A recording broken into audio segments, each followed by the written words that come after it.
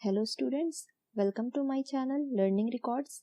आज मैं class 10th की फिजिक्स के चैप्टर प्रकाश, परावर्तन तथा अपवर्तन से पाठ्य योजना बताने जा रही हूँ, जिसमें आपको सबसे पहले लिखना है पाठ्य योजना संख्या।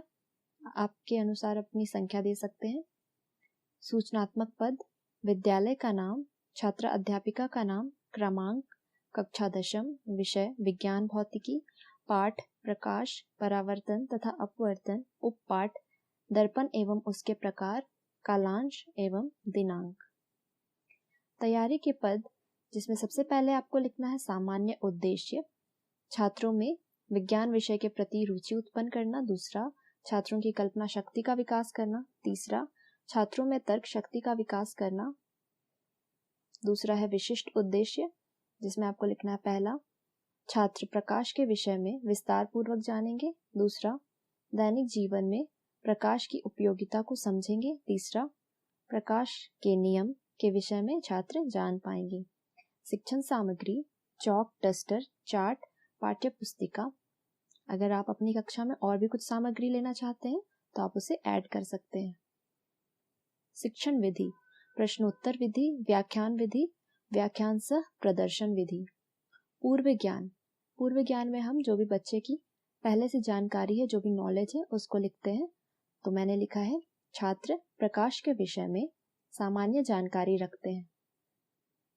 प्रस्तावना के प्रश्न में आपको 2 कॉलम बनाना है। एक साइड लिखना है छात्र अध्यापिका क्रियाशीलन और एक साइड छात्र क्रियाशीलन, जिसमें पहला है, जब हमारे घरों में बिजली बाधित होती है तो हम किसका प्रयोग रोशनी या प्रकाश के लिए करते हैं। तो बच्चों का उत्तर होगा टॉर्च, लैंप, मोमबत्ती इत्यादि।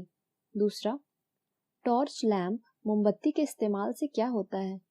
अंधेरा दूर हो जाता है। तीसरा, अंधेरे या अंधकार का विपरीत शब्द क्या होता है? प्रकाश या रोशनी। उद्देश्य कथन, तो बच्चों आज हम लोग प्रकाश के विषय में विस्तार पूर्वक अध्ययन करेंगे। अगले पेज में क्रियात्मक के पद में आपको 4 कॉलम बनाने हैं, जिसमें शिक्षण बिंदु, छात्र अध्यापिका क्रियाशीलन, छात्र क्रियाशीलन और श्यामपट्ट कार्य लिखना है। जिसमें पहला है शिक्षण बिंदु, प्रकाश का परावर्तन। प्रकाश का परावर्तन वह घटना जिसमें प्रकाश किसी पृष्ठ पर पड़ने के बाद वापस लौट जाता है, उसे प्रकाश कहते हैं। छात्र क्रियाशीलन में छात्र ध्यान पूर्वक सुनेंगे। प्रकाश के परावर्तन के नियम। परावर्तन के नियम, आपतन कोण परावर्तन कोण के बराबर होता है। दूसरा, आपतित किरण दर्पण के आपतन बिंदु पर अभिलंब तथा परिवर्तित किरण सभी एक ही तल में होते हैं। छात्र सुनकर समझने का प्रयास करेंगे। श्यामपट्ट कार्य में मैंने प्रकाश के परावर्तन के नियम को फिगर के साथ मेंशन किया है, कुछ इस प्रकार से। मैं जूम करके दिखा देती हूँ। इसके बाद नेक्स्ट पॉइंट है समतल दर्पण। समतल दर्पण द्वारा बना प्रतिबिंब सदैव आभासी एवं सीधा होता है। प्रतिबिंब का साइज वस्तु के साइज के बराबर होता है। प्रतिबिंब दर्पण के पीछे उतनी ही दूरी पर बनता है जितनी दूरी पर दर्पण के सामने वस्तु रखा जाता है। छात्र ध्यान पूर्वक सुनेंगे और समझेंगे। श्यामपट्ट कार्य में मैंने समतल दर्पण द्वारा बने प्रतिबिंब की प्रकृति को लिखा है। पहला, आभासी एवं सीधा। दूसरा, प्रतिबिंब का आकार वस्तु के आकार के बराबर। तीसरा, प्रतिबिंब दर्पण के उतनी ही पीछे बनता है जितनी वस्तु दर्पण से दूरी हो। नेक्स्ट पेज में सेम हमें उसी तरह 4 कॉलम में डिवाइड करना है। शिक्षण बिंदु, छात्र अध्यापिका क्रियाशीलन, छात्र क्रियाशीलन तथा श्यामपट्ट कार्य, जिसमें हमने नेक्स्ट पॉइंट लिया है गोलीय दर्पण। ऐसे दर्पण जिनका परावर्तक पृष्ठ गोलीय हो, गोलीय दर्पण कहलाता है।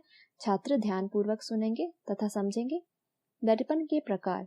गोलीय दर्पण के प्रकार, पहला है अवतल दर्पण। गोलीय दर्पण का परावर्तक पृष्ठ अंदर की ओर या बाहर की ओर वक्रित हो सकता है। गोलीय दर्पण जिसका परावर्तक पृष्ठ अंदर की ओर अर्थात गोले के केंद्र की ओर वक्रित हो, उसे अवतल दर्पण कहते हैं। मैंने यहाँ पे फिगर बना दिया अवतल दर्पण का। दूसरा है उत्तल दर्पण। वह गोलीय दर्पण जिसका परावर्तक पृष्ठ बाहर की ओर वक्रित हो उसे उत्तल दर्पण कहा जाता है। उत्तल दर्पण का यहाँ पे फिगर बना हुआ है। सेम उसी तरह श्यामपट्ट कार्य में मैंने गोलीय दर्पण के प्रकार लिख दिया है, जो कि पहला है अवतल दर्पण तथा उत्तल दर्पण, और अवतल दर्पण और उत्तल दर्पण के फिगर को श्यामपट्ट कार्य में रंगीन पेपर में बना दिया है। फिर आती है पुनरावृत्ति, मतलब रिवीजन। प्रकाश किसी पृष्ठ पर पड़ने के बाद वापस लौट जाता है। इस घटना को प्रकाश का परावर्तन कहते हैं। परावर्तन के नियम आपतन कोण I, जो कि बराबर होता है परावर्तन कोण R के। आपतित किरण, परावर्तित किरण, अभिलंब और आपतन बिंदु सभी एक ही तल में होते हैं। गोलीय दर्पण के प्रकार हैं अवतल दर्पण तथा उत्तल दर्पण। मूल्यांकन के प्रश्न। पहला, समतल दर्पण में किस प्रकार का प्रतिबिंब बनता है। दूसरा, अवतल दर्पण तथा उत्तल दर्पण में क्या अंतर है। तीसरा, गोलीय दर्पण के प्रकार बताएं। फिर लास्ट में सबसे अंत में गृह कार्य या होमवर्क, जिसमें पहला क्वेश्चन है परावर्तन के नियम क्या है। दूसरा, उत्तल तथा अवतल दर्पण में अंतर लिखें। तो इस प्रकार से हमारा फिजिक्स का प्रकाश चैप्टर से एक लेसन प्लान कंप्लीट होता है। नेक्स्ट लेसन प्लान में मैं इसके आगे कंटिन्यू करूंगी। और ये वीडियो देखने के लिए धन्यवाद। अगर आपको अच्छा लगा हो तो प्लीज़ अपने दोस्तों के साथ शेयर करें एंड लाइक एंड सब्सक्राइब।